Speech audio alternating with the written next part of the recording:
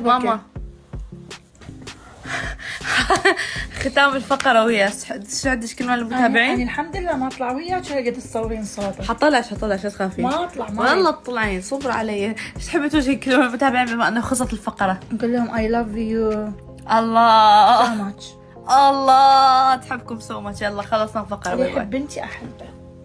بس تشوفون اللي يحبني تحبه اللي ما يحبني الله يعلم شو اسوي.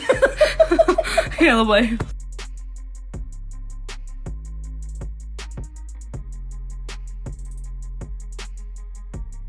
ومثل ما شفتوا حبايبي قمر طاي أصرت على أما ندخل معها بالقناة وأما عم تقلها لا، فما بنعرف إذا لقدام راح تكون أما لقمر طاي معاها على اليوتيوب أو لا. اكتبوا لنا رأيكم بالتعليقات.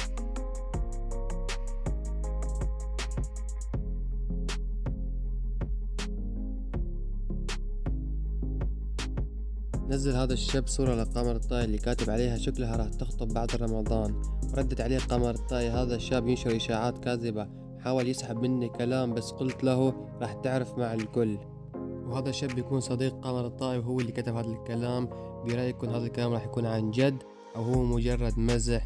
برأيكم قمر طاي من هون لبعد رمضان راح تكون الخبرية تاعتها أو المفاجأة تاعتها هي إن قمر طاي راح تخطب؟ اكتبوا لنا رأيكم بالتعليقات. لهم تكونوا صايرين هذا الفيديو لا تنسونا من اللايك والاشتراك والتعليق حلو مثلكم، بحبكم كتير وسلامات.